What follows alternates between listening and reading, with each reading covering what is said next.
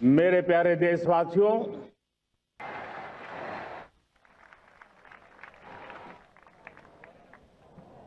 आजादी का ये महापर्व 140 करोड़ संकल्पों का पर्व है। आजादी का ये पर्व सामूहिक सिद्धियों का गौरव का पल है।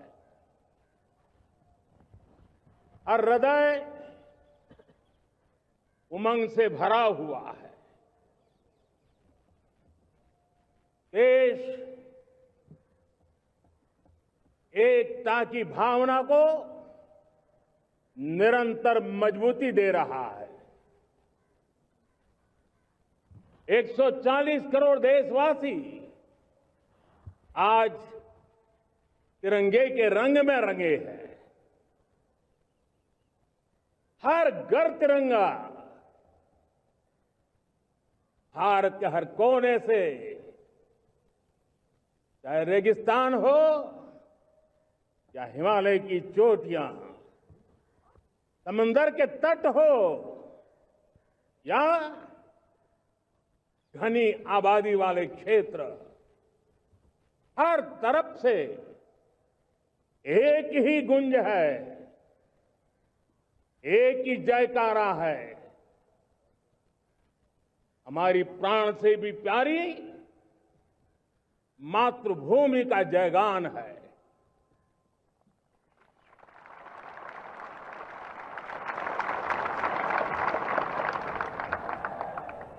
मेरे प्यारे देशवासियों, सन 47 में अनंत संभावनाओं के साथ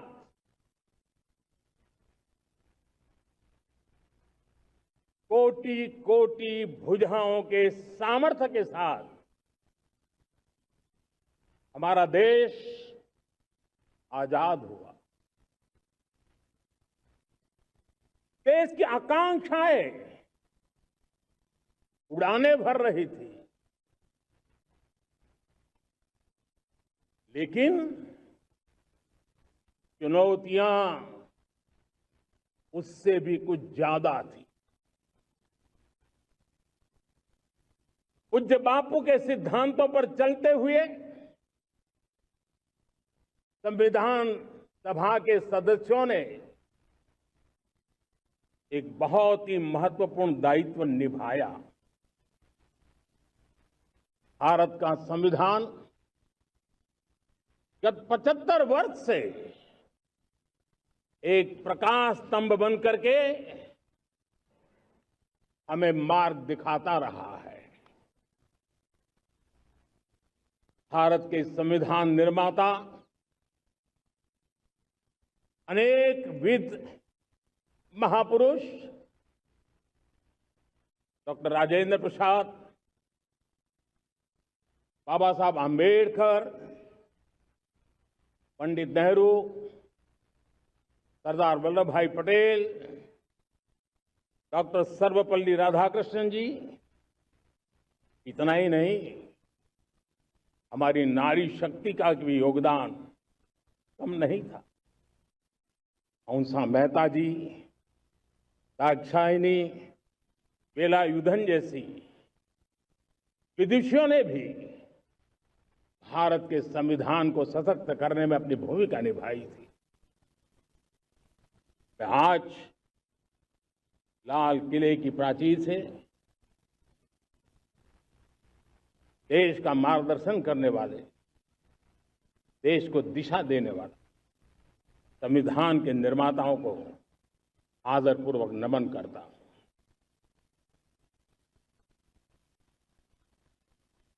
मेरे प्यारे देशवासियों, हम आज डॉक्टर श्यामा प्रसाद मुखर्जी की 125वीं जयंती भी मना रहे हैं। डॉक्टर श्यामा प्रसाद मुखर्जी भारत के संविधान के लिए बलिदान देने वाले देश के पहले महापुरुष थे। संविधान के लिए बलिदान, धारा 370 की दीवार गिराकर एक देश एक संविधान के मंत्र को जब हमने साकार किया तो हमने डॉक्टर श्यामा प्रसाद मुखर्जी को सच्ची श्रद्धांजलि दी। लाल किले पर आज कई विशेष महानुभाव उपस्थित हैं। दूर सुदूर गांव के पंचायतों के सदस्य हैं, ड्रोन दीदी के प्रतिनिधि हैं, लखपति दीदी की प्रतिनिधि हैं, खेल जगत से जुड़े लोग हैं, राष्ट्र जीवन में कुछ न कुछ देने वाले यहां महानुभाव उपस्थित हैं। एक प्रकार से यहां मेरी आंखों के सामने मैं लघु भारत के दर्शन कर रहा हूं और टेक्नोलॉजी के माध्यम से विशाल भारत के साथ भी आज लाल किला जुड़ा हुआ है। मैं आजादी के इस महापर्व पर देशवासियों का, विश्व भर में फैलाए हुए भारत प्रेमियों का, हमारे मित्रों का हृदय से बहुत बहुत अभिनंदन करता हूं। साथियों, प्रकृति हम सब की परीक्षा ले रही है।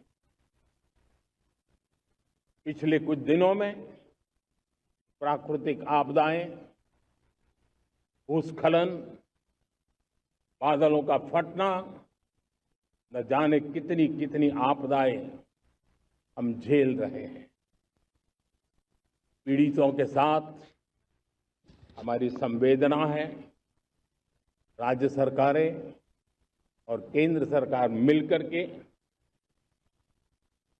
बचाव के काम, राहत के काम, पुनर्वसन के काम में पूरी शक्ति से जुटे हुए हैं। साथियों,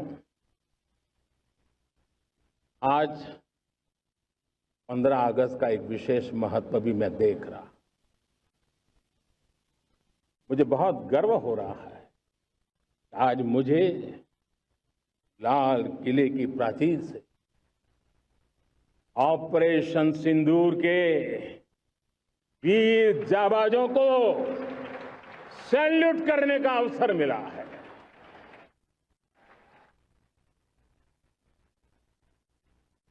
हमारे वीर जाबाज सैनिकों ने दुश्मनों को उनकी कल्पना से परे सजा दी है।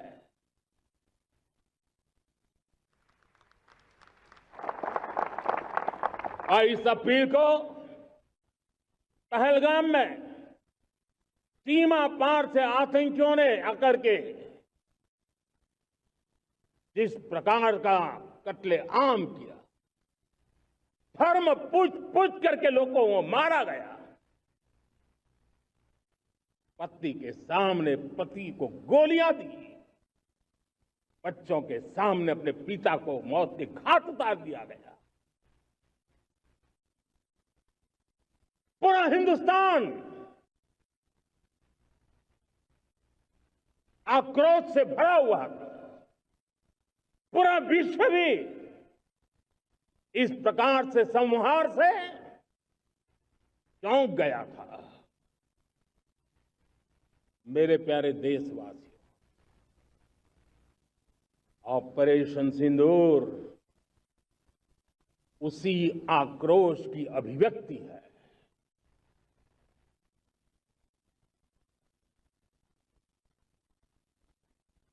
22 तारीख के बाद हमने हमारे सेना को खुली छूट दे दी।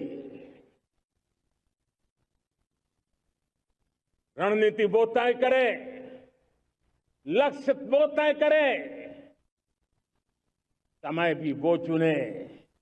और हमारी सेना ने वो करके दिखाया जो कई दशकों तक कभी हुआ नहीं था। सैकड़ों किलोमीटर दुश्मन की धरती पर घुस करके आतंकी हेडक्वार्टर्स को मिट्टी में मिला दिया, आतंकी इमारतों को खंडहर बना दिया।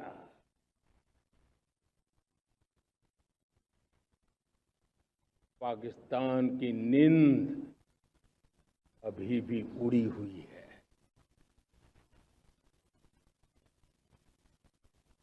पाकिस्तान में हुई तबाही इतनी बड़ी है कि रोज नए नए खुलासे हो रहे हैं, नई नई जानकारियां आ रही। मेरे प्यारे देशवासियों, हमारा देश कई दशकों से आतंक को झेलता आया हुआ है। देश के सीने को छलनी कर दिया गया है। अब हमने एक न्यू नॉर्मल प्रस्थापित किया। आतंक को और आतंकी को पालने पोसने वालों को,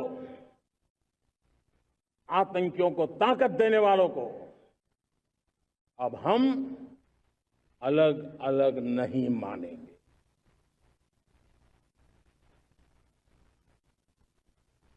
वो मानवता के समान दुश्मन है, उनके बीच कोई फर्क नहीं है। अब भारत ने तय कर लिया है कि न्यूक्लियर की धमकियों को अब हम सहने वाले नहीं हैं। न्यूक्लियर ब्लैकमेल लंबे अरसे से चलाया, अब वो ब्लैकमेल नहीं सहा जाएगा।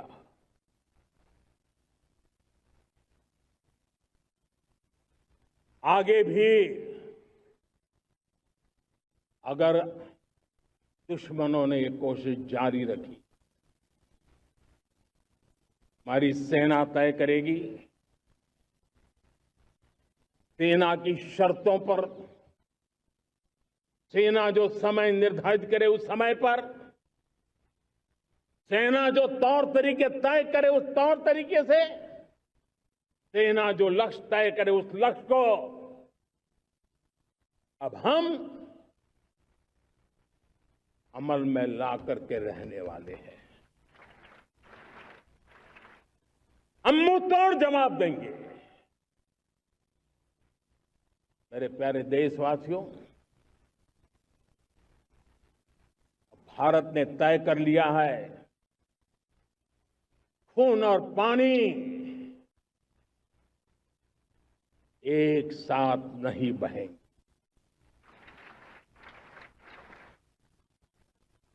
अब देशवासियों को भली भांति पता चला है कि सिंधु का समझौता कितना अन्यायपूर्ण है, कितना एक तरफा है।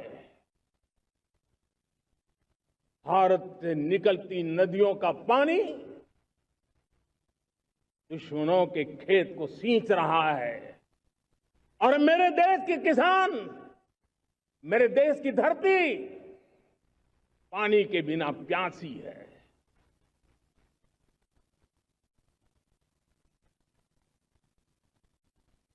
ये ऐसा समझौता था इसलिए पिछले 7 दशक से मेरे देश के किसानों का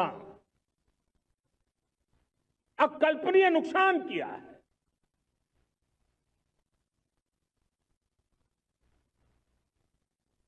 अब हिंदुस्तान के हक का जो पानी है उस पर अधिकार सिर्फ और सिर्फ हिंदुस्तान का है, हिंदुस्तान के किसानों का है।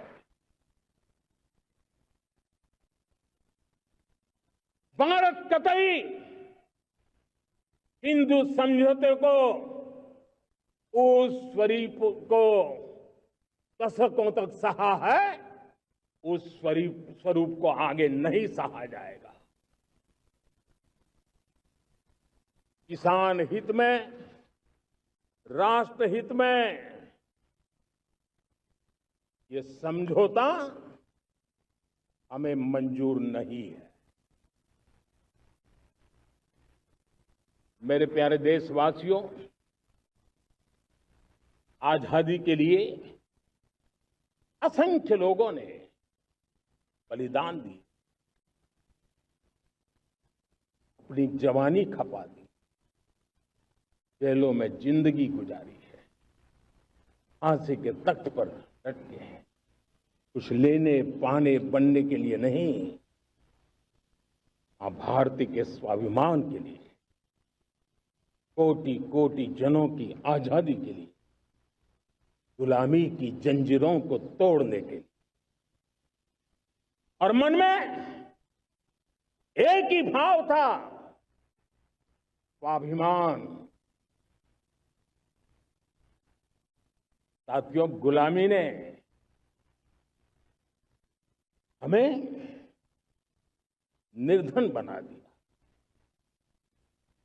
गुलामी ने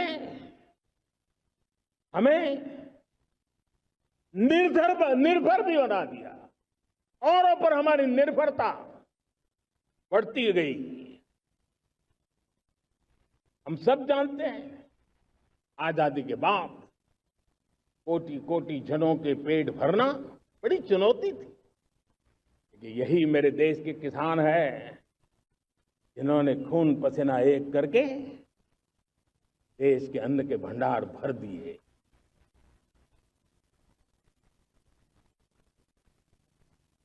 अनाज के संबंध में देश को आत्मनिर्भर बना दिया।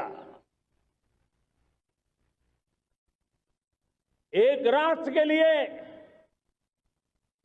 आत्मसम्मान की सबसे बड़ी कसौटी आज भी उसकी आत्मनिर्भरता है। और मेरे प्यारे देशवासियों, विकसित भारत का आधार भी है आत्मनिर्भर भारत।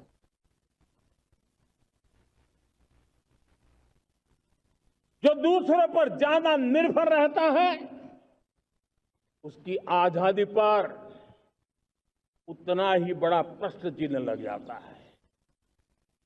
और दुर्भाग्य तो तब बन जाता है जब निर्भरता की आदत लग जाए, पता ही ना चले हम कब आत्मनिर्भरता छोड़ रहे हैं और कब किसी के निर्भर हो जाते हैं। ये आदत खतरे से खाली नहीं है और इसलिए प्रति पल जागरूक रहना पड़ता है आत्मनिर्भर होने के लिए। और मेरे प्यारे देशवासियों, आत्मनिर्भरता का नाता सिर्फ आयात और निर्यात, रुपये, पैसे, पाउंड, डॉलर यहां तक सीमित नहीं है। इतना सीमित अर्थ उसका नहीं है। आत्मनिर्भरता का नाता हमारे सामर्थ्य से जुड़ा हुआ। और जब आत्मनिर्भरता खत्म होने लगती है तो सामर्थ्य भी निरंतर क्षीण होता जाता है। और इसलिए हमारे सामर्थ्य को बचाए रखने, बनाए रखने और बढ़ाए रखने के लिए आत्मनिर्भर होना बहुत अनिवार्य है। साथियों, हमने ऑपरेशन सिंदूर में देखा है मेड इन इंडिया की कमाल क्या थी। दुश्मन को पता तक न चला कि कौन से शस्त्रास्त्र है, ये कौन सा सामर्थ्य है जो पलक भर में उनको नष्ट कर रहा है। सोचिए, अगर हम आत्मनिर्भर होते न होते तो क्या ऑपरेशन सिंदूर इतनी त्वरित गति से हम कर पाते? पता नहीं कौन सप्लाई देगा नहीं देगा, साजो सामान मिलेगा नहीं मिलेगा, इसी की चिंता बनी रहती। लेकिन हमें मेड इन इंडिया की शक्ति हमारे हाथ में थी, सेना के हाथ में थी। इसलिए बिना चिंता, बिना रुकावट, बिना हिचकिचाहट हमारी सेना अपना पराक्रम करती रही। और ये पिछले 10 साल से लगातार डिफेंस के क्षेत्र में आत्मनिर्भरता पर हम एक मिशन लेकर के चले हैं, उसके नतीजे आज नजर आ रहे हैं। साथियों, मैं एक और विषय पर आपका ध्यान आकर्षित करना चाहता हूं। ये बात से कोई इनकार नहीं कर सकता कि 21वीं सदी टेक्नोलॉजी ड्रिवन सेंचुरी है। और जब टेक्नोलॉजी ड्रिवन है और इतिहास की तरफ नजर करें तो पता है, इतिहास गवाह है, जिन जिन देशों ने टेक्नोलॉजी में महारत हासिल की, वो देश विकास की ऊंचाइयों को पार कर गए, शिखर पर पहुंच गए। आर्थिक शक्ति नए पैमाने पर पहुंचती गई। हम जब टेक्नोलॉजी के अलग अलग आयामों की बात करते हैं तो मैं आपका ध्यान आकर्षित करता हूं सेमीकंडक्टर्स पे। उदाहरण के तौर पे बताता हूं,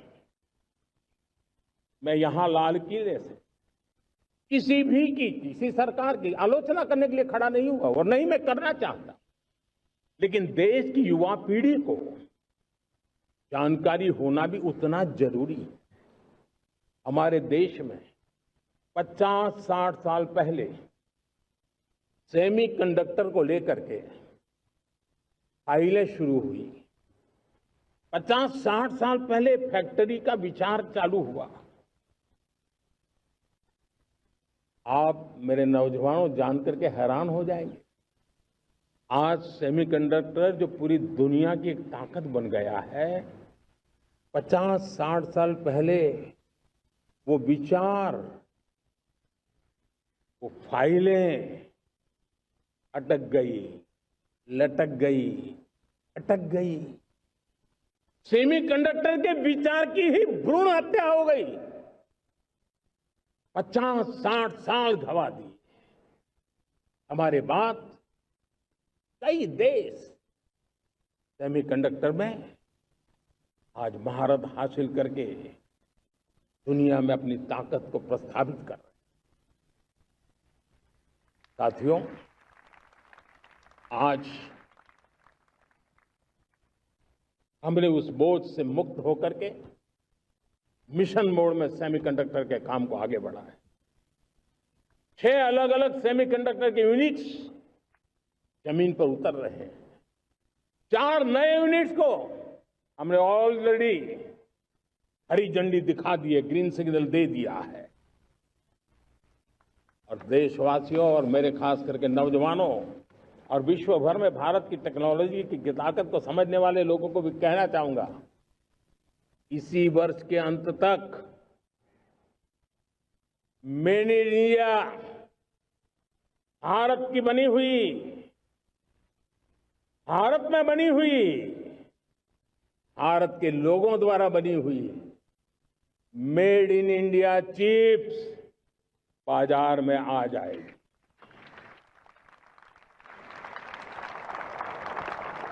मैं दूसरा उदाहरण देना चाहता हूं। अब ऊर्जा के क्षेत्र में हम सब जानते हैं कि हम एनर्जी के लिए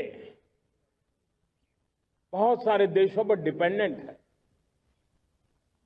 पेट्रोल हो, डीजल हो, गैस हो, लाखों करोड़ रुपए हमें खर्च करके लाना पड़ता है। हमें इस संकट से देश को आत्मनिर्भर बनाना, ऊर्जा में आत्मनिर्भर बनाना बहुत जरूरी है।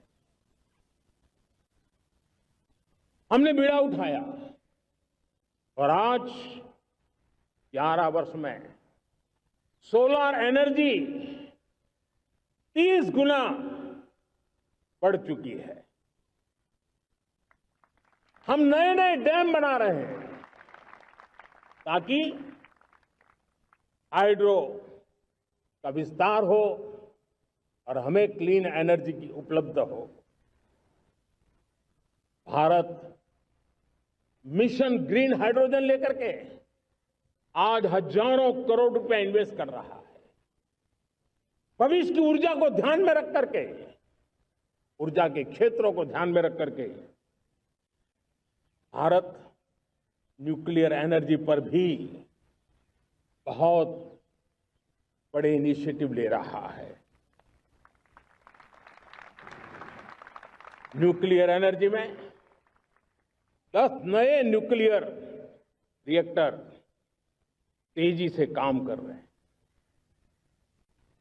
2047 तक, जो कि हमने विकसित भारत का लक्ष्य तय किया है, जब देश की आजादी के 100 साल होंगे, हम परमाणु ऊर्जा क्षमता 10 गुना से भी अधिक बढ़ाने का संकल्प लेकर के आगे बढ़ रहे हैं। मेरे प्यारे देशवासियों, रिफॉर्म एक निरंतर प्रक्रिया है। समयानुकूल परिस्थिति के अनुसार रिफॉर्म करते जाना होता है। हम न्यूक्लियर एनर्जी के क्षेत्र में बहुत बड़े रिफॉर्म लेकर के आए। अब हमने प्राइवेट सेक्टर के लिए भी परमाणु ऊर्जा को उसके द्वार खोल दिए हैं। हम शक्ति को जोड़ना चाहते। मेरे प्यारे देशवासियों, दुनिया जब आज ग्लोबल वार्मिंग को लिए चिंता करती है, तब मैं विश्व को भी बताना चाहता हूं कि भारत ने तय किया था कि हम 2030 तक क्लीन एनर्जी भारत में 50% पहुंचा देंगे। ये लक्ष्य हमारा 2030 तक था। मेरे देशवासियों का सामर्थ्य देखिए, मेरे देशवासियों की संकल्प शक्ति देखिए, मेरे देशवासियों को विकसित भारत बनाने का संकल्प को पूर्ण करने के लिए उनकी दौड़ देखिए। हमने जो लक्ष्य 2030 में तय किया था, वो 50% क्लीन एनर्जी का लक्ष्य 2025 में हमने कर लिया। 5 साल पहले हमने अचीव कर लिया, क्योंकि विश्व के प्रति भी हम उतने ही संवेदनशील हैं, प्रकृति के प्रति भी उतने ही हम जिम्मेवार लोग हैं। मेरे प्यारे देशवासियों, बजट का बहुत बड़ा हिस्सा ये पेट्रोल, डीजल, गैस, इन सब को लाने के लिए खर्च होता था। लाखों करोड़ रुपए चले जाते थे। अगर हम ऊर्जा में डिपेंडेंट न होते, तो वो धन मेरे देश के नौजवानों के भविष्य के लिए काम आता। वो धन मेरे देश के गरीबों को गरीबी के खिलाफ लड़ाई लड़ने में काम आता। वो धन मेरे देश के किसानों के कल्याण में काम आता। वो धन मेरे देश के गांव की परिस्थिति को पलटने के लिए काम आता। लेकिन हमें विदेशों को देना पड़ रहा। अब हम आत्मनिर्भर बनने की दिशा में काम कर रहे हैं। देश को विकसित बनाने के लिए हम अब समुद्र मंथन की तरफ भी जा रहे हैं। हमारे समुद्र के मंथन को आगे बढ़ाते हुए हम समुद्र के भीतर के तेल के भंडार, गैस के भंडार, उसको खोजने की दिशा में एक मिशन मोड में काम करना चाहते हैं। और इसलिए भारत ने national deep water exploration mission शुरू करने जा रहा है। ये ऊर्जा इंडिपेंडेंट बनने के लिए ये हमारी महत्वपूर्ण घोषणा है। मेरे प्यारे देशवासियों, आज पूरा विश्व क्रिटिकल मिनरल को लेकर के बहुत ही सतर्क हो गया है। उसके सामर्थ्य को लोग भली भांति समझने लगे हैं। कल तक जिस तरफ ज्यादा ध्यान नहीं था, वो आज सेंटर स्टेज पे है। हमारे लिए भी क्रिटिकल मिनरल्स में आत्मनिर्भरता बहुत अनिवार्य है। एनर्जी का सेक्टर हो, इंडस्ट्री का सेक्टर हो, रक्षा क्षेत्र हो, टेक्नोलॉजी के हर क्षेत्र हो, आज क्रिटिकल मिनरल्स की टेक्नोलॉजी के अंदर बहुत अहम भूमिका है। और इसलिए नेशनल क्रिटिकल मिशन हमने लॉन्च किया है। 1200 से अधिक स्थानों पर खोज का अभियान चल रहा है और हम क्रिटिकल मिनरल में भी आत्मनिर्भर बनने की दिशा में आगे बढ़ रहे हैं। मेरे प्यारे देशवासियों, स्पेस सेक्टर का कमाल तो हर देशवासी देख रहा, गर्व से भर जा रहा। और हमारे group captain Shubhanshu Shukla space station से लौट चुके हैं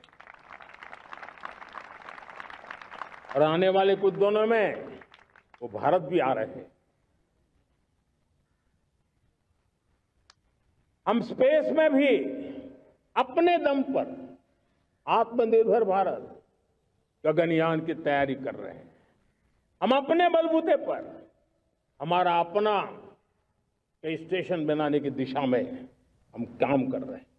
और पिछले दिनों स्पेस में जो रिफॉर्म किए गए, मुझे बहुत गर्व हो रहा है। मेरे देश के 300 से ज्यादा स्टार्टअप्स आप सिर्फ और सिर्फ स्पेस सेक्टर में काम कर रहे हैं और उन 300 स्टार्टअप में हजारों नौजवान पूरे सामर्थ्य के साथ जुटे हैं।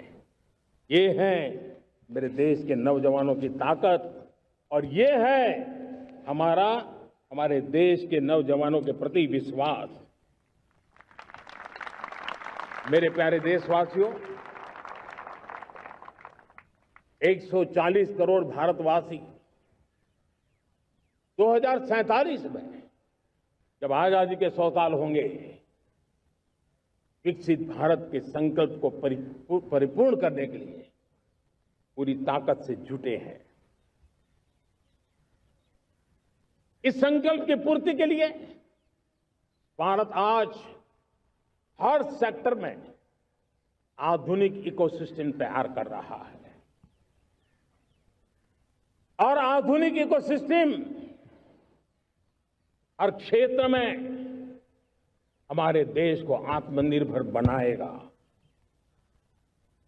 आज मेरा लाल किले की प्राचीर से मेरे देश के युवा वैज्ञानिकों को, मेरे टैलेंटेड यूथ को, मेरे इंजीनियर्स को और प्रोफेशनल्स को और सरकार के हर विभागों को भी मेरा आह्वान है, क्या हमारा अपना made in India fighter jets के लिए जेट इंजन हमारा होना चाहिए कि नहीं होना चाहिए?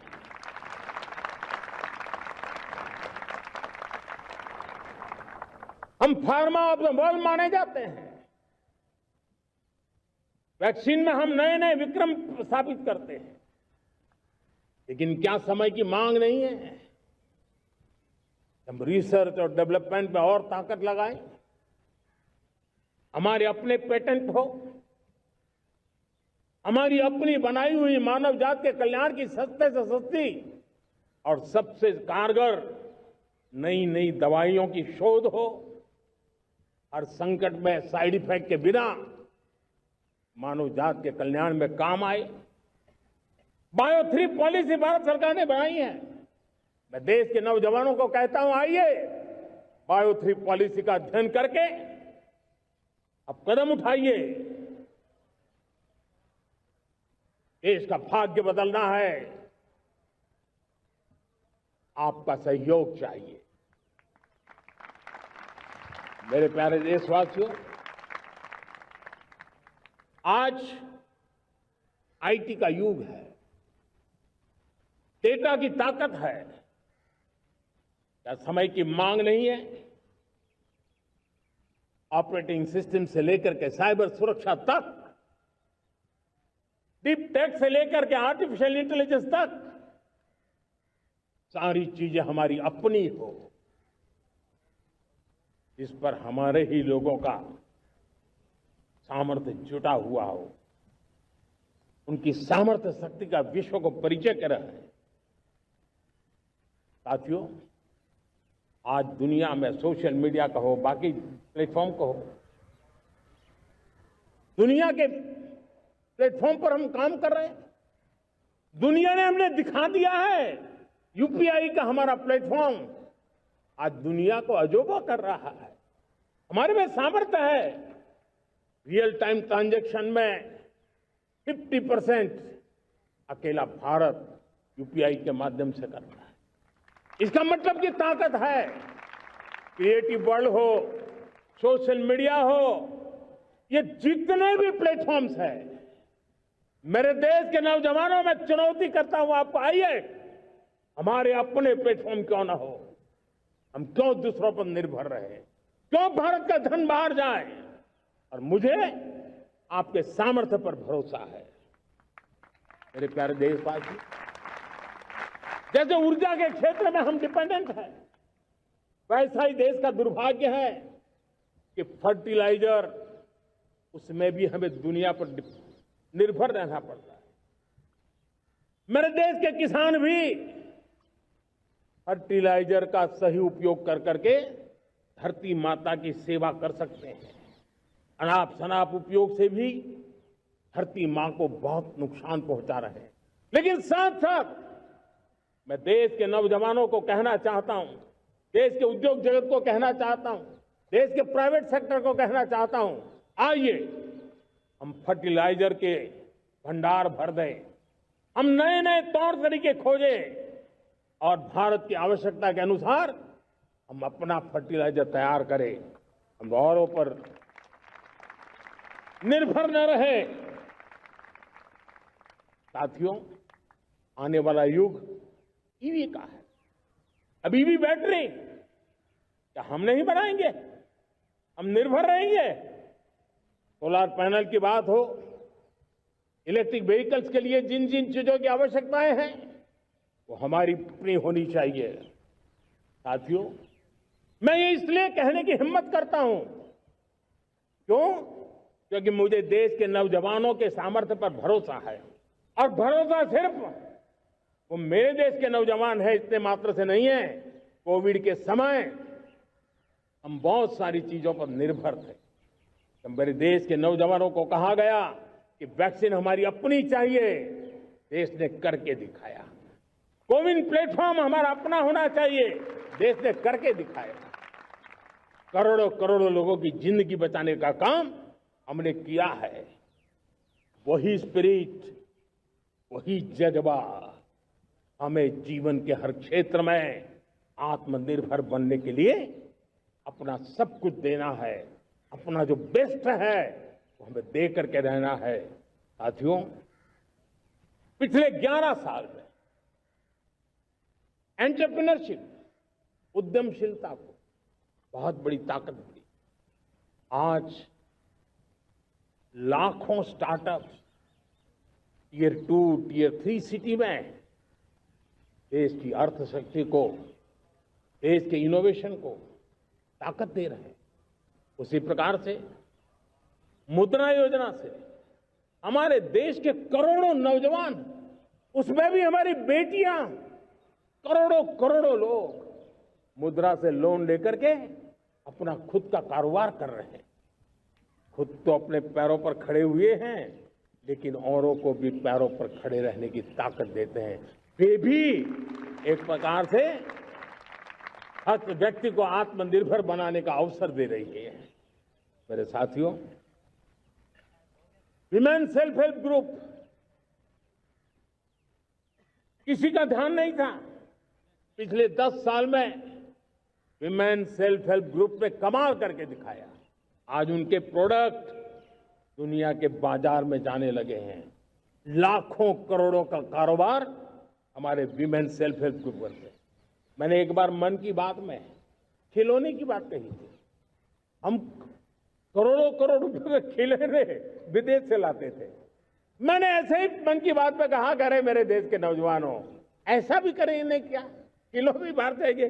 और आज मैं गर्व से कहता हूं कि मेरा देश खिलौने एक्सपोर्ट करने लग गया है। यानी देश के सामर्थ्य को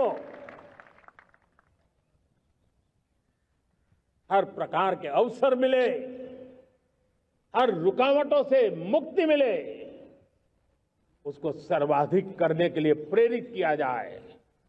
देश कर सकता है। मैं देश के युवाओं से कहता हूं, आइए आप इनोवेटिव आइडियाज लेकर के, आपके आइडियाज को मरने मत देना दोस्तों।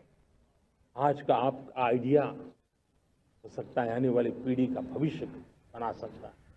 मैं आपके साथ खड़ा हूं, मैं आपके लिए काम करने के लिए तैयार हूं, आपका साथी बन के काम करने तैयार हूं।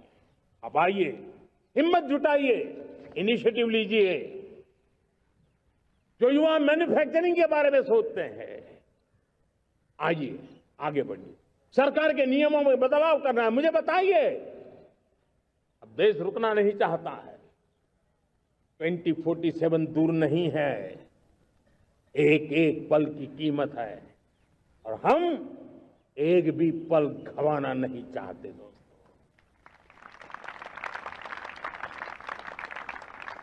साथियों, ये आगे बढ़ने का अवसर है, बड़े सपने देखने का अवसर है, संकल्प के लिए समर्पित होने का अवसर है। जब सरकार आपके साथ है और मैं स्वयं आपके साथ हूं, तब हम नया इतिहास बना सकते हैं। साथियों, आज नेशनल मैन्युफैक्चरिंग मिशन पर बहुत तेजी से काम हो रहा है। हमारे एमएसएमई उसका लोहा दुनिया मानती है। ये दुनिया में बड़ी बड़ी चीजें बनती है ना, कुछ न कुछ तो औजार हमारे देश के एमएसएमई के द्वारा जाते हैं, बड़े गर्व के साथ जाते हैं। लेकिन हम कॉम्प्रिहेंसिव इंटीग्रेटेड विकास की राह पर जाना चाहते हैं और इसलिए उनकी शक्ति बढ़े।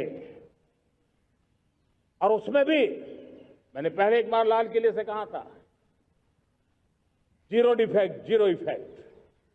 आज कहना चाहता हूं कि हमें विश्व बाजार में अपने सामर्थ्य का लोहा मनवाना है, तो हमें क्वालिटी में निरंतर नई ऊंचाइयों को पार करना। दुनिया क्वालिटी को स्वीकार करती है, हमारी गुणवत्ता सबसे ज्यादा हो और सरकार के भी प्रयास हो, रॉ मटेरियल की भी उपलब्धि हो, हमारी प्रोडक्शन की कॉस्ट कैसे कम हो, हम उसमें दम रह गए। और साथियों, हम सभी जो उत्पादन के क्षेत्र में लगे हैं, उन सबका मंत्र होना चाहिए, दाम कम लेकिन दम ज्यादा। हमारी हर प्रोडक्ट का दम ज्यादा हो लेकिन दाम कम हो। इस भाव को लेकर के हमें आगे बढ़ना है। मेरे प्यारे देशवासियों, आजादी के लिए अनगिनत लोगों ने बलिदान दिए हैं। मैंने पहले भी कहा, जवानी खपा दी, फांसी पे लटक गए। क्यों? स्वतंत्र भारत के लिए 75-100 साल पहले का वो कालखंड याद कीजिए। पूरा देश स्वतंत्र भारत के मंत्र को लेकर के जीता था। आज समय की मांग है, स्वतंत्र भारत का मंत्र लेकर के जीने वालों ने हमें स्वतंत्र भारत दिया। आज 140 करोड़ देशवासियों का एक ही मंत्र होना चाहिए, समृद्ध भारत। अगर कोटि कोटि लोगों के बलिदान से स्वतंत्र भारत हो सकता है, तो कोटि कोटि लोगों के संकल्प से, पुरुषार्थ से, आत्मनिर्भर बनने से, वोकल फॉर लोकल की बात करने से, स्वदेशी का मंत्र को जापने से समृद्ध भारत भी बन सकता है। वो पीढ़ी स्वतंत्र भारत के लिए खप गई थी। ये पीढ़ी समृद्ध भारत के लिए नए कदम उठाए, यही समय की मांग है। और इसलिए मैं आज बार बार आग्रह करता हूं और मैं देश के सभी इन्फ्लुएंसर्स को कहना चाहता हूं, इस मंत्र को आगे बढ़ाने में मेरी मदद कीजिए। मैं सभी राजनीतिक दलों को, राजनेताओं को सबसे कहता हूं कि आइए, ये किसी राजनीतिक दल का एजेंडा नहीं है, भारत हम सबका है। हम मिलकर के वोकल फॉर लोकल उस मंत्र को हर नागरिक के जीवन का मंत्र बनाएं। भारत में बनी हुई, भारत के नागरिकों के पसीने से बनी हुई वो चीजें जिसमें भारत की मिट्टी की महक हो और जो भारत के आत्मनिर्भर के संकल्प को ताकत देता हो, हम उसी को खरीदेंगे, हम उसी का उपयोग करेंगे। हम उस दिशा में आगे आए, यह हमारा सामूहिक संकल्प हो। देखते ही देखते हम दुनिया बदल देंगे दोस्तों। मैं आज हर छोटे मोटे व्यापारी को, दुकानदार से आग्रह करना चाहता हूं, आपकी भी जिम्मेवारी है। हम छोटे थे, हमने कभी बाजार में देखा नहीं था कि शुद्ध घी की दुकान, ऐसे ही लिखा जाता था घी की दुकान। लेकिन समय रहते लोग लिखने लगे शुद्ध घी की दुकान। मैं चाहता हूं देश में ऐसे व्यापारी आगे आए, ऐसे दुकानदार आए कि हाँ स्वदेशी माल बिकता है, वो बोर्ड लगा रहे हैं।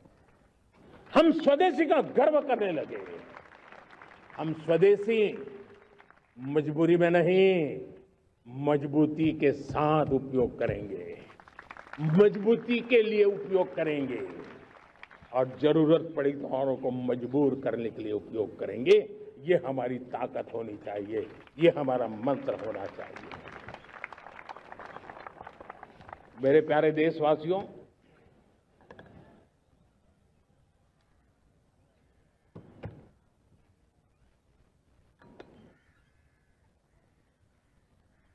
मुझे बहुत लंबे समय से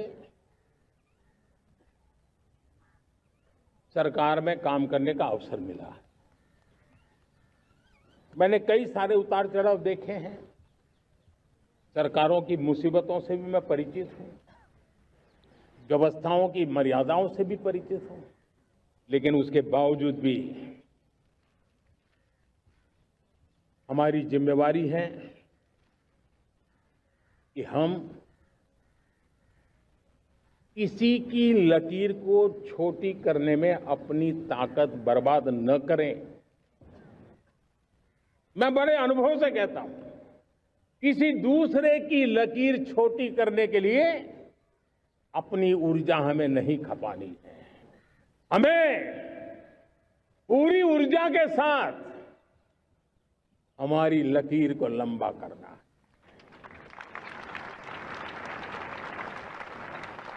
हम अगर अपनी लकीर लंबी करते हैं तो दुनिया भी हमारा लोहा मानेगी। आज जब वैश्विक परिस्थितियों में आर्थिक स्वार्थ दिनों दिन बढ़ रहा है, तब समय की मांग है कि हम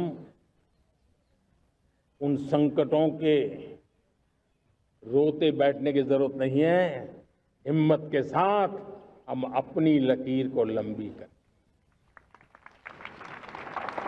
और मैं 25 साल के शासन के अनुभव से कह सकता हूं, अगर ये रास्ता हमने चुन लिया, हर किसी ने चुन लिया, तो फिर कोई स्वार्थ हमें अपनी चंगुल में नहीं फंसा सकता है। मेरे प्यारे देशवासियों, बीता दशक रिफॉर्म, परफॉर्म, ट्रांसफॉर्म कर रहा है। लेकिन अब हमें और नई ताकत से जुड़ना है। पिछले दिनों हमने कई रिफॉर्म्स किए, एफडीआई हो, इंश्योरेंस कंपनी की बात हो, विश्व की यूनिवर्सिटीज को भारत के अंदर स्थान देने की बात हो, कई रिफॉर्म्स किए हैं। 40,000 से ज्यादा अनावश्यक कंप्लायंसेस को हमने खत्म किया है। इतना ही नहीं, 1500 से अधिक पुराने कानून जो बाबा आदम के जमाने के थे, उन सबको हमने खत्म कर दिया है। हमने दर्जनों कानूनों को सरल करने के लिए संसद में जाकर के जनता के हितों को सर्वोपरि रख करके बदलाव किए हैं। इस बार भी हो हल्ला के बीच लोगों तक बात पहुंची नहीं होगी, लेकिन एक बहुत बड़ा रिफॉर्म इनकम टैक्स एक्ट में हुआ है। करीब 280 से ज्यादा धाराएं हमने समाप्त करने का निर्णय किया है। और साथियों, सिर्फ आर्थिक मोर्चे पर ही रिफॉर्म नहीं, हमने नागरिक के जीवन को भी आसान बनाने के लिए रिफॉर्म किए। इनकम टैक्स रिफंड की बात हो, रिफॉर्म का परिणाम है। फेसलेस असेसमेंट की बात हो, रिफॉर्म का परिणाम है। 12 लाख तक आज इनकम टैक्स से मुक्ति दे देना, देश का जो भविष्य बनाने में उत्सुक है ऐसा मेरा मध्यम वर्ग का परिवार आज खुला नहीं समा रहा है। कभी किसी ने सोचा नहीं था कि 12 लाख रुपए तक का इनकम टैक्स पर जीरो कर दिया जाएगा। आज कर लिया है। जब देश का सामर्थ्य बढ़ता है तो देशवासियों को लाभ मिलता है।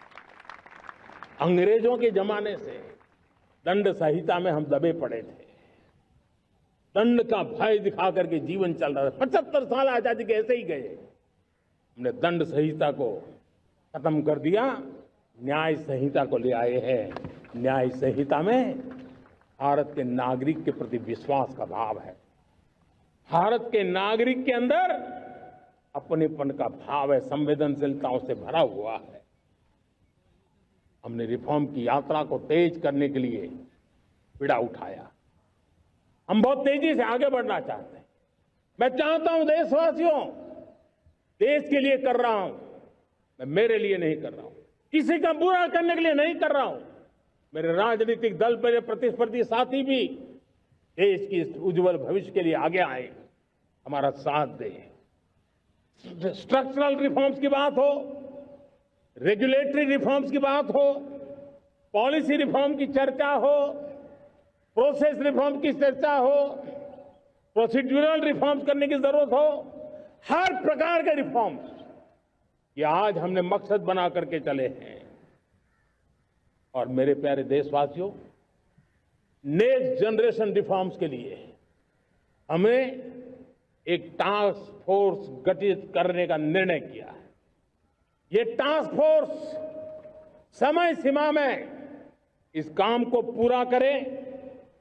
वर्तमान नियम, कानून, नीतियां, रीतियां 21वीं सदी के अनुकूल, वैश्विक वातावरण में अनुकूल और भारत को 2047 में विकसित राष्ट्र बनाने के संदर्भ में नए सिरे से तैयार हो और उसका समय सीमा में अपना कार्य पूरा करने के लिए इस टास्क फोर्स की रचना की है। साथियों, ये रिफॉर्म के कारण जो नए लोग अपना भविष्य बनाने चाहते हैं उनको तो हिम्मत मिलेगी। हमारे स्टार्टअप्स हो, हमारे लघु उद्योग हो, हमारे गृह उद्योग हो, उन उद्यमियों को उनकी कंप्लायंस कॉस्ट बहुत कम हो जाएगी और उसके कारण उनको एक नई ताकत मिलेगी। जो एक्सपोर्ट की दुनिया में उनको लॉजिस्टिक सपोर्ट के कारण, व्यवस्थाओं में बदलाव के कारण उनको एक बहुत बड़ी ताकत मिलेगी। साथियों, ऐसे ऐसे कानून है हमारे देश में, छोटी छोटी चीजों के लिए जेल में डालने के कानून है। आप हैरान हो जाएंगे, किसी ने नजर नहीं दौड़ाई। मैं पीछे लगा हूं, ये मेरे देश के नागरिकों को जेल में बंद करने वाले जो अनावश्यक कानून है वो खत्म होने चाहिए। हम संसद में पहले भी बिल लाए थे, इस बार भी लेके आए हैं। साथियों, इस दिवाली में आपकी डबल दिवाली का काम मैं करने वाला हूं। इस दिवाली में आपको एक बहुत बड़ा तोहफा देशवासियों को मिलने वाला है। पिछले 8 साल से हमने जीएसटी का बहुत बड़ा रिफॉर्म किया। पूरे देश में टैक्स के बर्डन को कम किया, टैक्स की व्यवस्थाओं को सरल किया और 8 साल के बाद समय की मांग है कि हम एक बार उसको रिव्यू करें।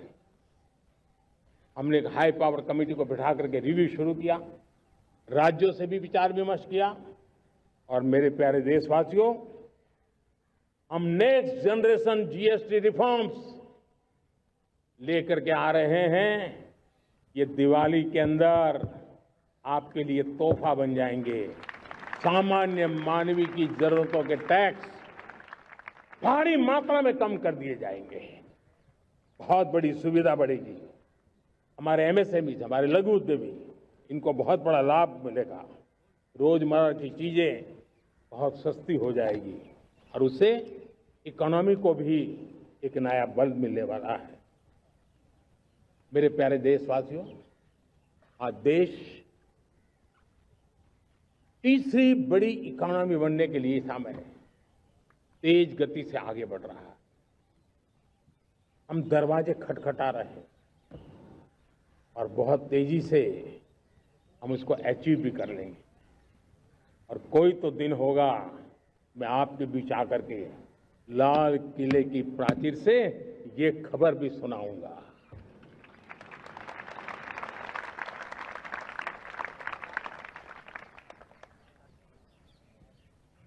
आज भारत की अर्थव्यवस्था और आर्थिक स्थिति को लेकर पूरी दुनिया आश्वस्त है। इतनी अस्थिरता के बीच आशा की किरण बना हुआ है भारत का फाइनेंशियल डिसिप्लिन, भारत की फाइनेंस की ऊर्जा। संकट के घेरे में जब अर्थव्यवस्था पड़ी हुई है, तब भारत ही उसे बाहर निकलेगा, ये भरोसा दुनिया में पनपा है। आज इन्फ्लेशन कंट्रोल में है, फॉरेन एक्सचेंज रिजर्व हमारे बहुत मजबूत है, हमारे मैक्रो इकोनॉमिक इंडिकेटर्स बहुत मजबूत है।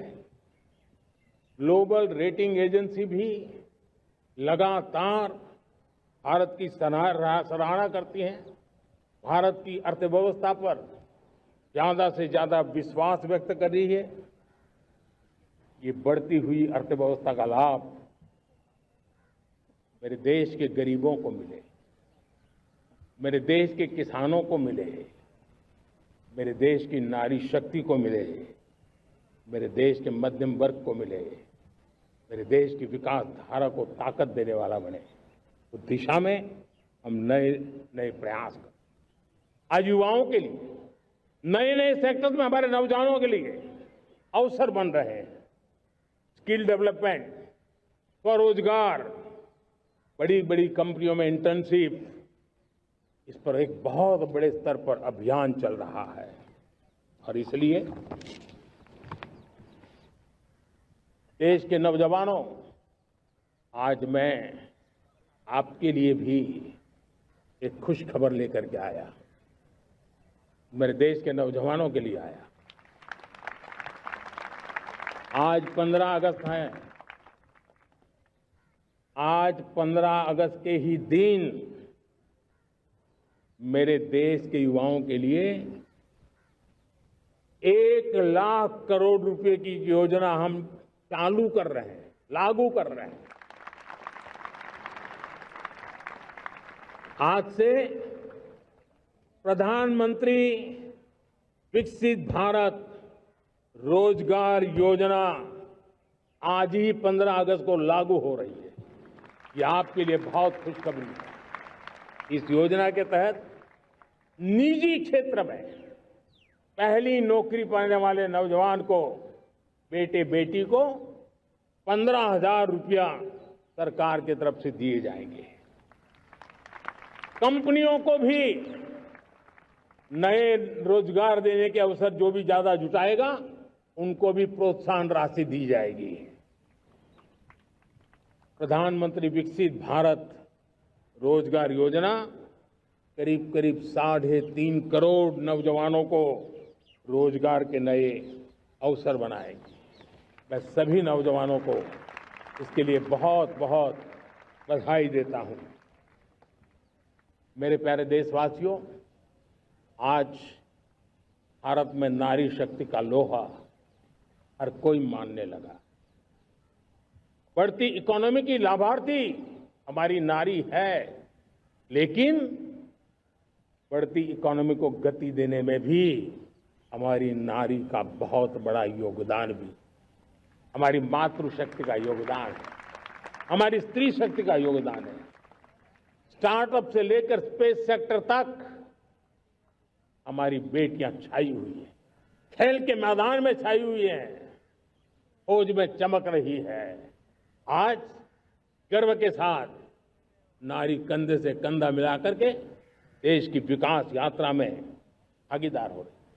देश गर्व से भर गया जब एनडीए की विमेन कैडेट्स उनका पहला पास आउट हुआ था। पूरा देश गर्व से भर गया था। सारे टीवी चैनल उसी के पीछे लगे हुए थे। कितने बड़े गौरव की पल थी। Self help group, 10 crore self help group की बहनें क्या कमाल कर रही है। नमो ड्रोन दीदी नारी शक्ति की एक नई पहचान बनी। गांव में मुझे एक बहन मिली, वो कहती मुझे अब तो गांव वाले पायलट कह करके बुलाते हैं। बड़े गर्व से कह रहे हैं। ज्यादा पढ़ी लिखी नहीं थी, लेकिन उसका रतबा पैदा हुआ है। साथियों, हमने 3 करोड़ महिलाओं को लखपति दीदी बनाने का संकल्प लिया था। 3 करोड़। और मुझे आज संतोष है कि हम तेज गति से काम कर रहे हैं। समय से पहले 3 करोड़ का लक्ष्य पार कर लेंगे। और आज मैं खुशी से देश को बताना चाहता हूं कि मेरे नारी शक्ति का सामर्थ्य देखिए। देखते ही देखते 2 करोड़ महिलाएं लखपति दीदी बन चुकी है। आज कुछ लखपति दीदी हमारे सामने बैठी है। ये है मेरे सामर्थ्य। और मेरा विश्वास है दोस्तों, भारत की विकास यात्रा में उनकी भागीदारी बढ़ने वाली। मेरे प्यारे देशवासियों, मेरे देश के किसानों का भारत की अर्थव्यवस्था में बहुत बड़ा योगदान है।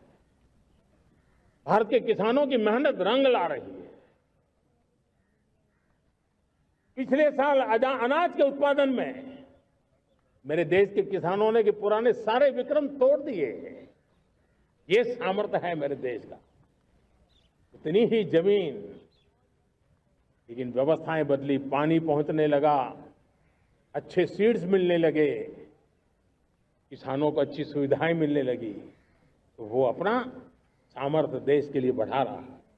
आज भारत दूध, दाल, जूट जैसे उत्पादन में नंबर 1 है दुनिया में। आज दुनिया का दूसरा सबसे बड़ा फिश प्रोड्यूसर, मेरे मछुआरा भाई बहनों की ताकत देखिए। फिश प्रोड्यूसर में दुनिया में हम दूसरे नंबर पर पहुंच चुके हैं। आज भारत चावल, गेहूं, फल और सब्जी के उत्पादन में भी दुनिया में दूसरे नंबर पर पहुंच चुका है।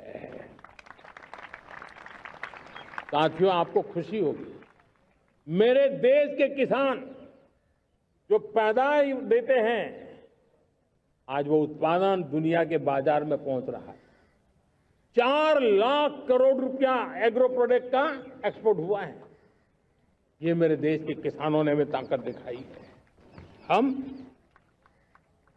छोटे किसान हो, पशुपालक हो, मछुआरे हो, देश के विकास की अनेक योजनाओं का लाभ आज हम उन तक पहुंचा रहे हैं। पीएम किसान सम्मान निधि हो, रेन वाटर हार्वेस्टिंग हो, सिंचाई की योजनाएं हो, क्वालिटी सीड्स हो, फर्टिलाइजर की आवश्यकता हो, हर क्षेत्र में आज, और किसान को एक भरोसा हो गया है फसल बीमा का, वो साहसिक बना रहा है, उसका परिणाम भी देश को मिल रहा है। जो पहले कल्पना की बात थी आज हकीकत बन गई है। देशवासियों, हमारे देश के पशुधन को बचाने में हमें कोविड की वैक्सीन मुफ्त में मिली, वो तो याद है, लेकिन हम पशुधन के लिए भी अब तक 125 डोज मुफ्त में पशुओं को लगा चुके हैं। फूट एंड माउथ डिसीज से मुक्ति पाने के लिए, जो हमारा यहाँ उत्तर भारत में उसे खुरपका मुंहपका बीमारी कहते हैं, उसे बचाने के लिए 125 करोड़ डोज हम लगा चुके हैं और मुफ्त में लगा चुके हैं। हम खेती के मामले में देश के वो जिले जहां के किसान औरों से पीछे रह गए, किसी न किसी कारण से 100 जिले ऐसे हैं जहां अपेक्षाकृत कम खेती है, और इसलिए हमने 100 जिले आइडेंटिफाई किए हैं पूरे देश में से, और वहां के किसानों को एम्पावर करना, किसानों को शक्ति देना, किसानों को मदद करने का एक अभियान चलाया है। और इसके लिए पीएम धन धान्य कृषि योजना का आरंभ किया है। पीएम धन धान्य कृषि योजना वो देश के 100 जिले जहां थोड़ी सी भी मदद कर देंगे तो वहां का किसान भी भारत के अन्य किसानों की बराबरी कर देगा। मेरे प्यारे देशवासियों, भारत के किसान, भारत के पशुपालक, भारत के मछुआरे, ये हमारी सबसे बड़ी प्राथमिकता है।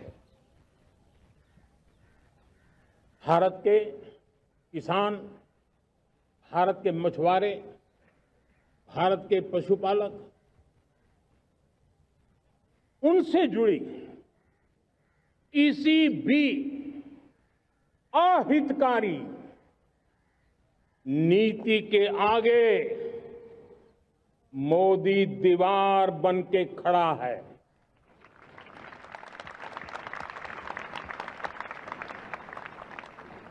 भारत अपने किसानों, अपने पशुपालकों, अपने मछुआरों के संबंध में कभी भी कोई समझौता नहीं स्वीकार करेगा।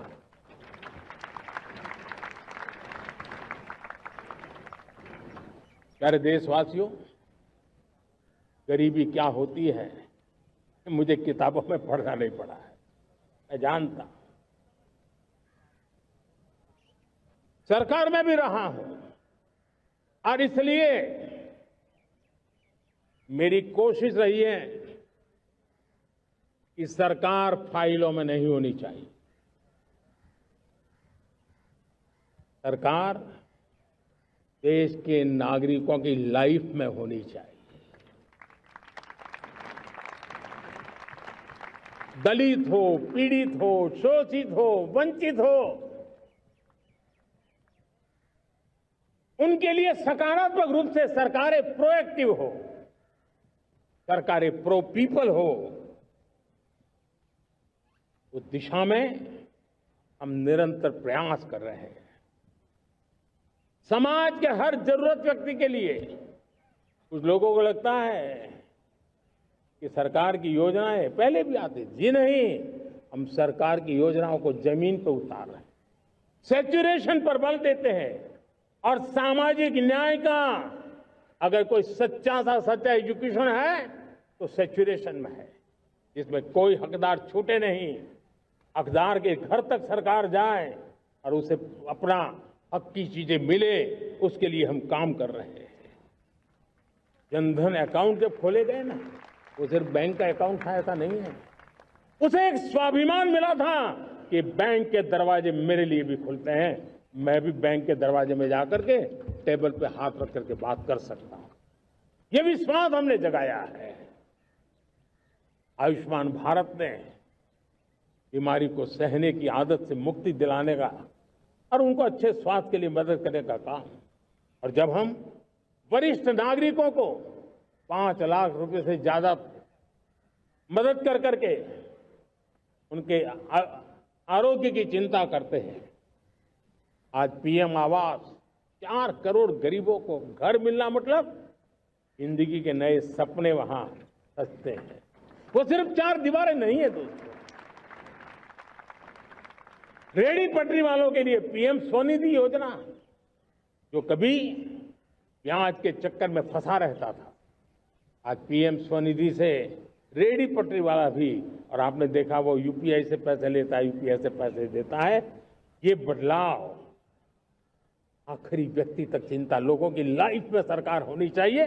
उसी के कारण ये जमीन से जुड़ी योजनाएं बनती हैं और जमीन से जुड़ी योजनाएं जमीन पर उतरती हैं और जमीन से उतरी हुई योजनाएं जीवन में बदलाव लाने का एक सशक्त माध्यम बन जाती हैं। एक समय था गरीब हो, पीड़ित हो, आदिवासी, वंचित हो, दिव्यांग हो, हमारी विधवा माताएं बहनें हो, अपने हक के लिए दर दर भटकते रहते थे। सरकारी दफ्तरों में चक्कर लगाते लगाते जिंदगी पूरी हो जाती। आज सरकार आपके दरवाजे पर आती है, सैचुरेशन के अप्रोच को लेकर के आती है। करोड़ों लाभार्थियों को सरकारी योजनाओं का लाभ मिल रहा है। डायरेक्ट बेनिफिट ट्रांसफर एक बहुत बड़ा क्रांतिकारी काम हुआ है। साथियों, गरीबी हटाओ के नारे देश ने बहुत सुने हैं, लाल किले से भी सुने, और देश सुन सुन करके थक गया था और देश ने मान लिया था कि गरीबी हट नहीं सकती है। लेकिन जब हम योजनाओं को गरीब के घर तक ले जाते हैं, विश्वास को गरीब के मन में हम पैदा करते हैं, तब मेरे देश के 25 करोड़ गरीब गरीबी को परास्त कर करके, गरीबी से बाहर निकल करके एक नया इतिहास बनाते हैं। आज 10 करोड़ गरीब और 10 वर्ष में 25 करोड़ से ज्यादा गरीब गरीबी को परास्त कर करके गरीबी से बाहर निकले हैं और एक नियो मिडिल क्लास तैयार हुआ है। मेरे साथियों, ये नियो मिडिल क्लास और मिडिल क्लास एक ऐसी जुगलबंदी है जिसमें एस्पिरेशन भी है, एफर्ट भी है। वो देश को आगे बढ़ाने के लिए बहुत बड़ा सामर्थ्य बनने वाली है। मेरे प्यारे देशवासियों, बहुत ही निकट भविष्य में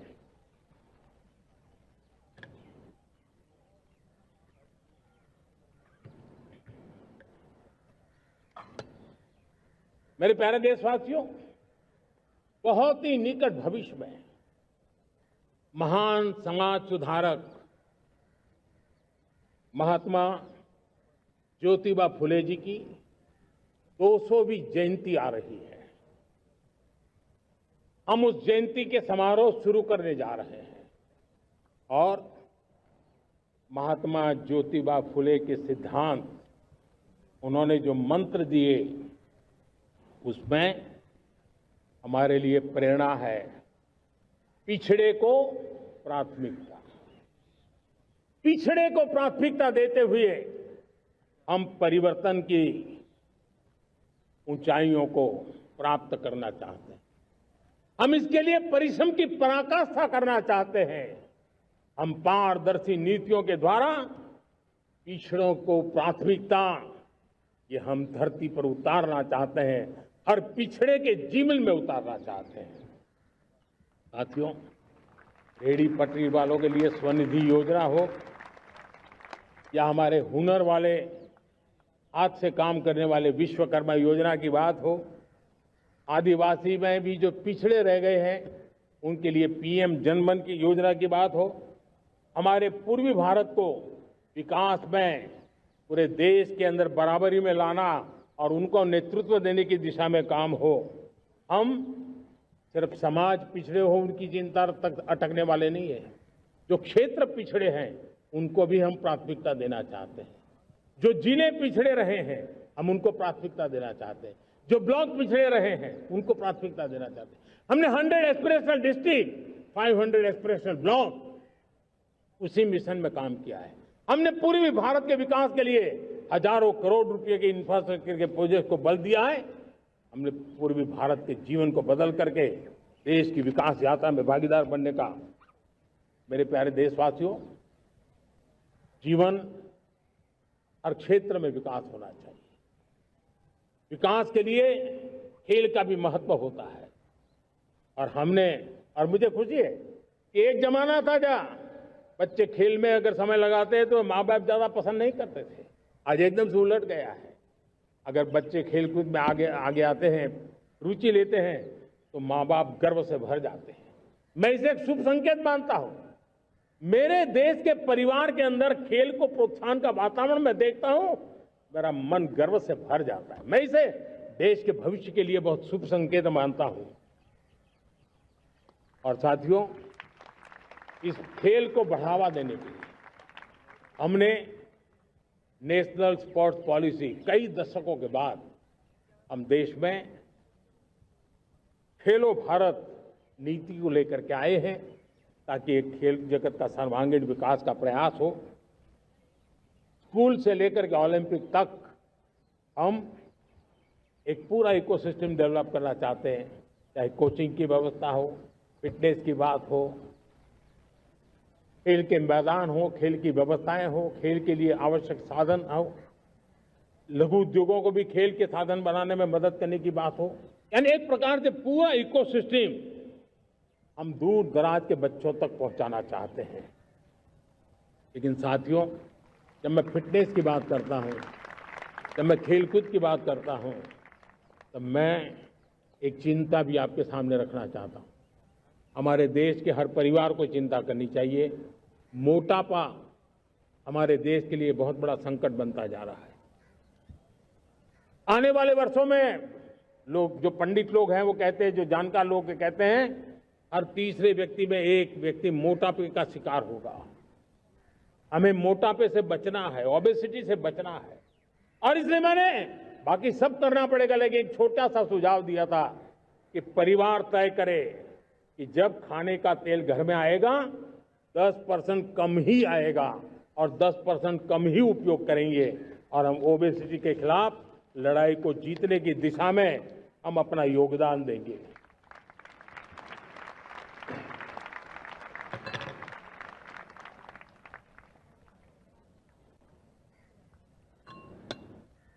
मेरे प्यारे देशवासियों, हमारा देश भाग्यवान है।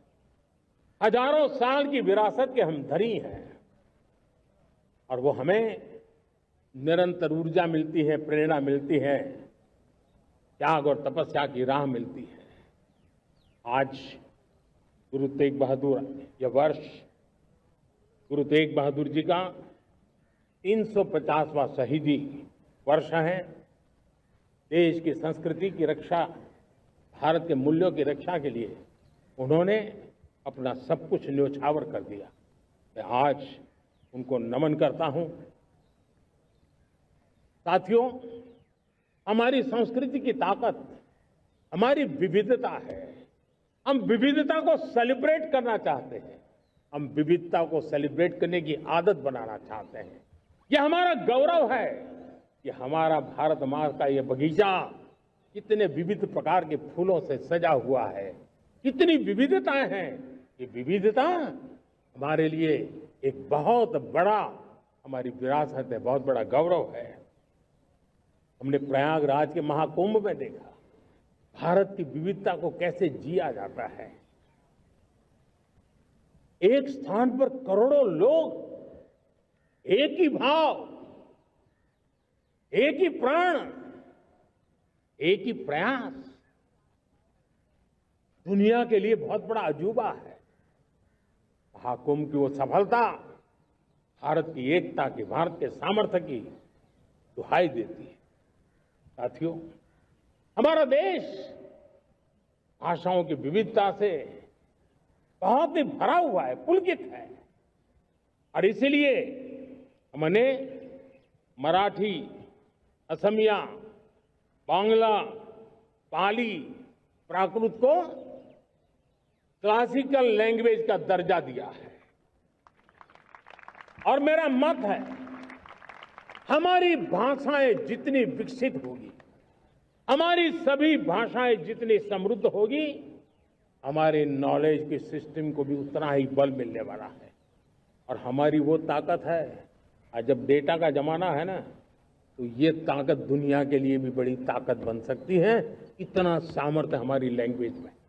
हमें हमारी सभी भाषाओं पर गर्व होना चाहिए। हमारी सभी भाषाओं के विकास के लिए हर किसी ने बनते हुए प्रयास करना चाहिए। साथियों, पांडुलिपि में हमारे ज्ञान के भंडार पड़े हैं, लेकिन उसके प्रति उदासीनता रही है। इस बार हमने ज्ञान भारतम योजना के तहत देश भर में जहां भी हस्तलिखित ग्रंथ है, जहां पांडुलिपियां हैं, सदियों पुराने जो दस्तावेज हैं, उनको खोज खोज करके आज की टेक्नोलॉजी का उपयोग करते हुए उस ज्ञान की समृद्धि को आने वाली पीढ़ियों के लिए काम आए, उस दिशा में काम कर रहे हैं। मेरे प्यारे देशवासियों, हमारा स्पष्ट मत है, यह देश सिर्फ सरकारें नहीं बनाती है, ये देश राज सत्ता पर विराजमान लोग ही नहीं बनाते हैं, ये देश शासन की धुरा संभालने वाले नहीं बनाते हैं।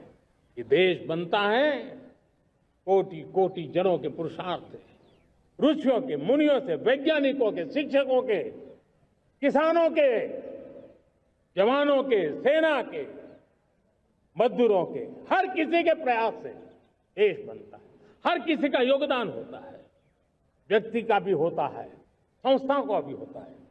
आज मैं बहुत गर्व के साथ एक बात का जिक्र करना चाहता हूं। आज से 100 साल पहले एक संगठन का जन्म हुआ, राष्ट्रीय स्वयंसेवक संघ। 100 साल की राष्ट्र की सेवा एक बहुत ही गौरवपूर्ण स्वर्णिम पृष्ठ है। व्यक्ति निर्माण से राष्ट्र निर्माण के संकल्प को लेकर के 100 साल तक मां भारती का कल्याण का लक्ष्य लेकर के लक्षावधि स्वयंसेवकों ने मातृभूमि के कल्याण के लिए अपना जीवन समर्पित किया है। सेवा, समर्पण, संगठन और अप्रतिम अनुशासन, ये जिसकी पहचान रही है, ऐसा राष्ट्रीय स्वयंसेवक संघ दुनिया का ये सबसे बड़ा एनजीओ है। एक प्रकार से 100 साल का उसका समर्पण का इतिहास है। आज लाल किले की प्राचीर से 100 साल की इस राष्ट्र सेवा की यात्रा में योगदान करने वाले सभी स्वयंसेवकों को आदरपूर्वक स्मरण करता हूं और देश गर्व करता है राष्ट्रीय स्वयंसेवक संघ की इस 100 साल की भव्य समर्पित यात्रा को, और हमें प्रेरणा देता रहेगा। मेरे प्यारे देशवासियों, हम समृद्धि की ओर जा रहे हैं, लेकिन समृद्धि का रास्ता सुरक्षा से गुजरता है। पिछले 11 वर्षों में राष्ट्र सुरक्षा, राष्ट्र रक्षा, राष्ट्र के नागरिकों की रक्षा, इन सभी मोर्चों पर हमने पूरे समर्पण भाव से काम किया है। हम बदलाव लाने में सफल हुए हैं। यह देश जानता है कि हमारे देश का बहुत बड़ा जनजातीय क्षेत्र नक्सलवाद की चपेट में, माओवाद की चपेट में पिछले कई दशकों से लहूलुहान हो चुका था। सबसे ज्यादा नुकसान मेरे आदिवासी परिवारों को हुआ। आदिवासी माताओं बहनों ने अपने सपने के होनहार बच्चों को खो दिया। नौजवान बेटे गलत रास्ते पर खींच लिए गए, भटकाए गए, उनकी जीवन को तबाह कर दिया गया। हमने फौलादी हाथ से काम लिया। एक समय था कभी 125 से ज्यादा जिलों में नक्सलवाद अपनी जड़ें जमा चुका था। माओवाद की चंगुल में हमारे जनजातीय क्षेत्र, हमारे जनजातीय नौजवान फंसे हुए थे। और आज 125 जिलों में से कम होते होते हम 20 पर ले आए हैं। उन जनजातीय समाज की सबसे बड़ी हमने सेवा की है। और आप देखिए, एक जमाना था जब बस्तर को याद करते ही माओवाद, नक्सलवाद, बम बंदूक की आवाज सुनाई देती थी। उसी बस्तर में माओवाद नक्सल से मुक्त होने के बाद जब बस्तर के नौजवान ओलंपिक करते हैं, हजारों नौजवान भारत माता की जय बोल करके खेल के मैदान में उतरते हैं, पूरा वातावरण उत्साह से भर जाता है। ये बदलाव देश देख रहा है। जो क्षेत्र कभी रेड कॉरिडोर के रूप में जाने जाते थे, वो आज विकास के ग्रीन कॉरिडोर बन रहे हैं। साथियों, हमारे लिए गर्व की बात है, भारत के नक्शे में जिन क्षेत्रों को लहूलुहान कर दिया गया था, लाल रंग से रंग दिया गया था, हमने वहां संविधान, कानून और विकास का तिरंगा फहरा दिया है। मेरे प्यारे देशवासियों, ये भगवान बिरसा मुंडा की 150वीं जयंती का अवसर है। तब इन जनजातीय क्षेत्रों को नक्सल से मुक्त कर करके, मेरे जनजातीय परिवार के नौजवानों की जिंदगी बचा करके हमने भगवान बिरसा मुंडा को एक सच्ची श्रद्धांजलि दी है।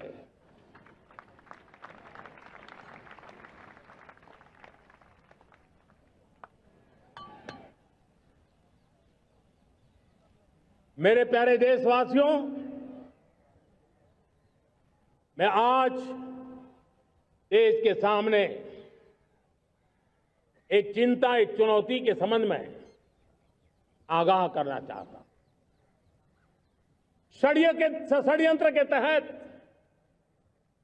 सोची समझी साजिश के तहत देश की डेमोग्राफी को बदला जा रहा है। एक नए संकट के बीज बोए जा रहे हैं। और ये घुसपैठिए मेरे देश के नौजवानों की रोजी रोटी छीन रहे हैं। एक घुसपैठिए मेरे देश की बहन बेटियों को निशाना बना रहे हैं। ये बर्दाश्त नहीं होगा।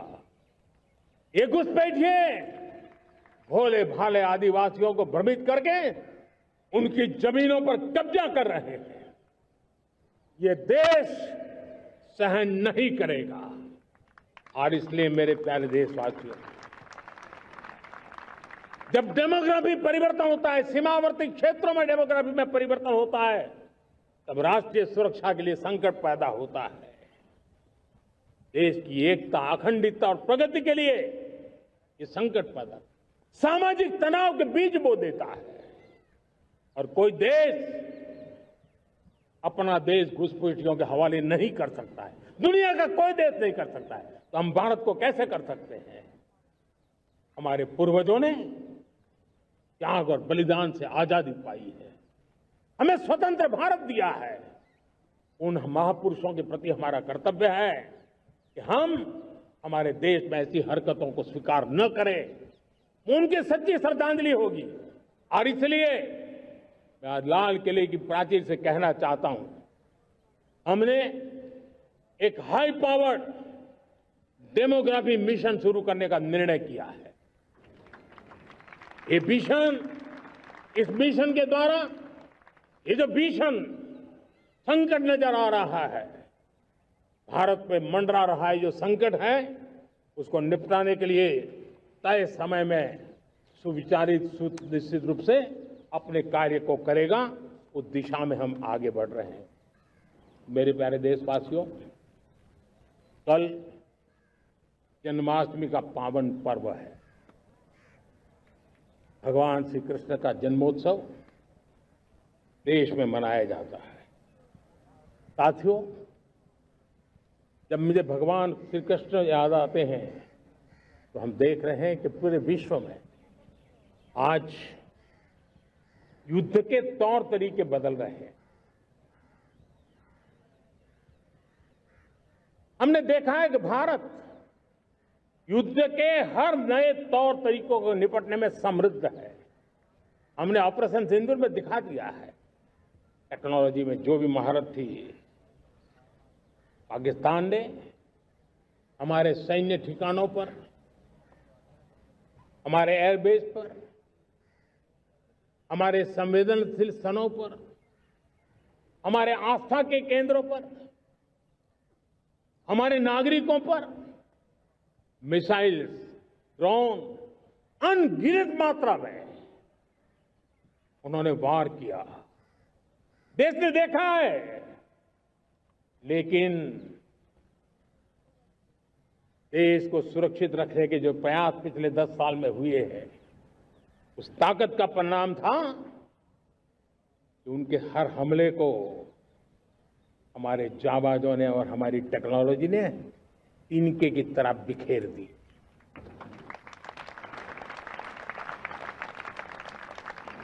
रत्ती भर नुकसान नहीं कर पाए। और इसलिए जब युद्ध के मैदान में टेक्नोलॉजी का विस्तार हो रहा है, टेक्नोलॉजी हावी हो रही है, तब राष्ट्र की रक्षा के लिए, देश के नागरिकों की सुरक्षा के लिए हमें भी, हमने जो आज महारत पाई है, वो महारत का और विस्तार करने की जरूरत है। हमने आज जो महारत पाई है, उसको लगातार अपग्रेडेड करते रहने की आवश्यकता है। और इसलिए साथियों, मैंने एक संकल्प लिया है, मुझे आपके आशीर्वाद चाहिए, कोटि कोटि देशवासियों के आशीर्वाद चाहिए। क्योंकि समृद्धि कितनी ही क्यों न हो, अगर सुरक्षा के प्रति उदासीनता बरतते हैं तो समृद्धि भी किसी काम की नहीं रहती। और इसलिए सुरक्षा का महत्व बहुत बड़ा है।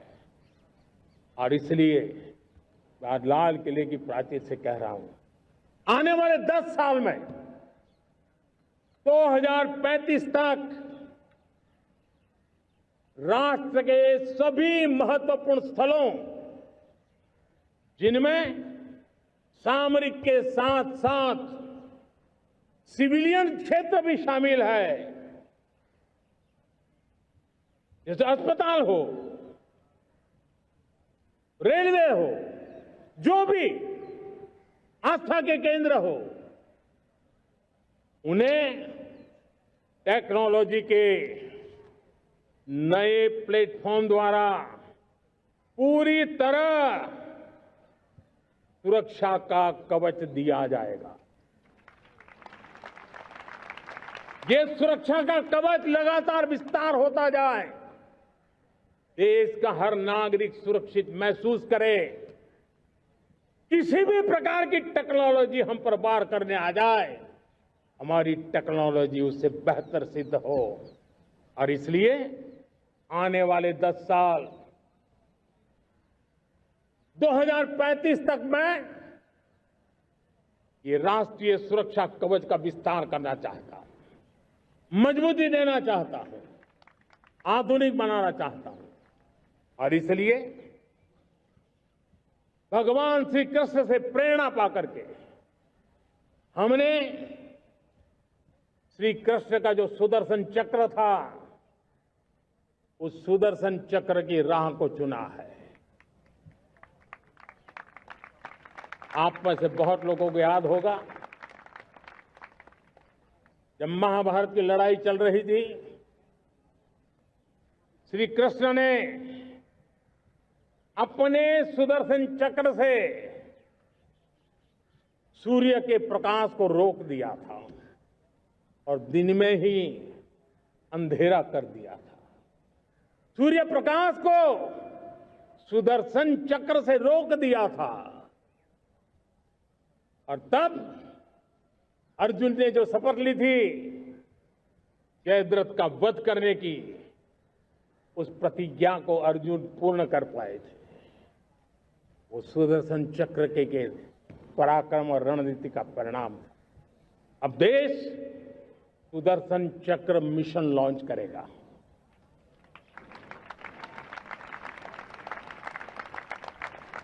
ये मिशन सुदर्शन चक्र एक पावरफुल वेपन सिस्टम दुश्मन के हमले को न्यूट्रलाइज तो करेगा ही करेगा, लेकिन कई गुना ज्यादा दुश्मन पर हिट बैक करेगा।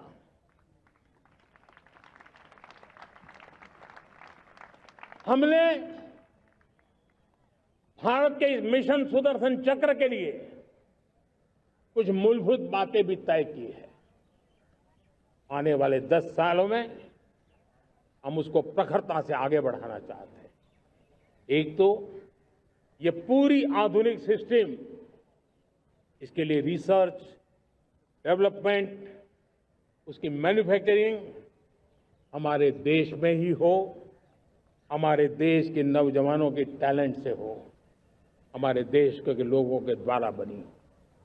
दूसरा, एक ऐसी व्यवस्था होगी जो वॉरफेयर के हिसाब से भविष्य में क्या क्या संभावनाएं हैं उसका हिसाब किताब लगा करके +1 की स्ट्रेटेजी वर्कआउट करेगी। और तीसरा, सुदर्शन चक्र की एक ताकत थी, वो बहुत ही प्रिसाइज, जहां जाना था वहीं जाता था और वापस श्री कृष्ण के पास लौट के आता था। हम इस सुदर्शन चक्र के द्वारा भी टारगेटेड प्रिसाइज एक्शन के लिए भी व्यवस्था को विकसित करने की दिशा में आगे बढ़ेंगे। और इसलिए युद्ध के बदलते तौर तरीकों में राष्ट्र की सुरक्षा, नागरिकों की सुरक्षा के लिए मैं बड़े प्रतिबद्धता के साथ इस कार्य को आगे बढ़ाने के लिए वचन देता हूं। मेरे प्यारे देशवासियों, जब हम लोकतंत्र की बात करते हैं, स्वतंत्र भारत की बात करते हैं, तब हमारा संविधान हमारे लिए सर्वोच्च दीप स्तंभ होता है, हमारा प्रेरणा का केंद्र होता है। लेकिन आज से 50 साल पहले भारत के संविधान का गला घोंट दिया गया था, भारत के संविधान के पीठ पे छुरा भोंक दिया गया था, देश को जेल खाना बना दिया गया था, आपातकाल लगा दिया गया था, इमरजेंसी थोप दी गई थी। इमरजेंसी के 50 साल हो रहे। देश की किसी भी पीढ़ी ने संविधान की हत्या के इस पाप को कभी भूलना नहीं चाहिए। संविधान की हत्या करने वाले पापियों को नहीं भूलना चाहिए। और हमें भारत के संविधान के प्रति अपने समर्पण को और मजबूती देते आगे बढ़ना चाहिए। वो हमारी प्रेरणा है। मेरे प्यारे देशवासियों, मैंने इसी लाल किले से पंच प्रण की बात कही थी। मैं आज लाल किले से फिर से एक बार मेरे देशवासियों का पुनः स्मरण जरूर करना चाहता हूं। विकसित भारत बनाने के लिए न हम रुकेंगे, न हम झुकेंगे। हम परिश्रम की पराकाष्ठा करते रहेंगे और अपनी आंखों के सामने 2047 में विकसित भारत बना करके रहेंगे। मेरे प्यारे देशवासियों, हमारा दूसरा प्रण है कि हम हमारे जीवन में, हमारी व्यवस्थाओं में, हमारे नियम, कानून, परंपराओं में गुलामी का एक भी कण अब बचने नहीं देंगे। हम हर प्रकार की गुलामी से मुक्ति पाकर के ही रहेंगे। मेरे प्यारे देशवासियों, हम अपनी विरासत पर गर्व करेंगे। हमारी पहचान का सबसे बड़ा आभूषण, सबसे बड़ा गहना, सबसे बड़ा मुकुटमणि हमारी विरासत है।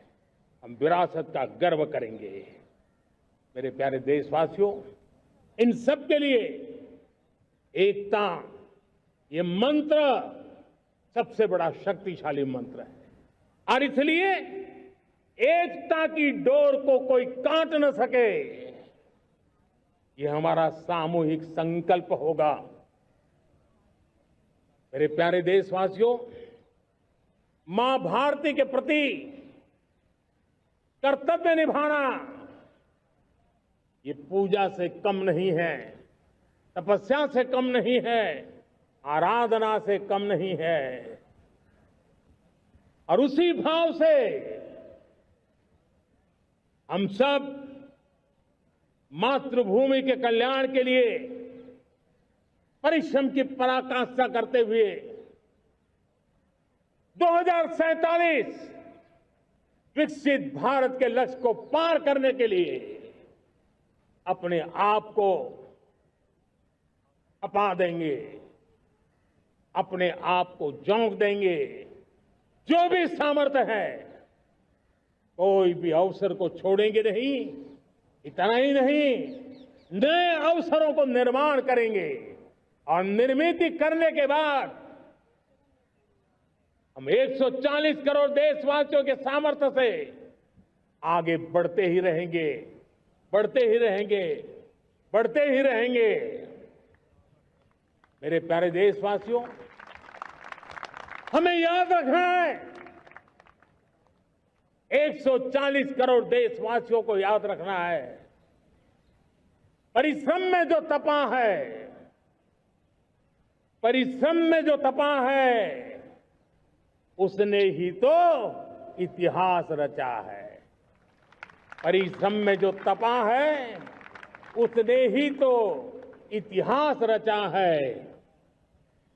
जिसने फौलादी चट्टानों को तोड़ा है, जिसने फौलादी चट्टानों को तोड़ा है, उसने ही समय को मोड़ा है। जिसने फौलादी चट्टानों को तोड़ा है, उसने ही समय को मोड़ा है। और समय को मोड़ देने का भी, समय को मोड़ देने का भी यही समय है, सही समय है। मेरे प्यारे देशवासियों, एक बार फिर आप सबको आजादी के इस महान पर्व की अनेक अनेक शुभकामनाएं देता हूं, बहुत बहुत बधाई देता हूं। मेरे साथ बोलेंगे, जय हिंद, जय हिंद, जय हिंद। भारत माता की, भारत माता की, भारत माता की। वंदे, वंदे, वंदे। बहुत बहुत धन्यवाद।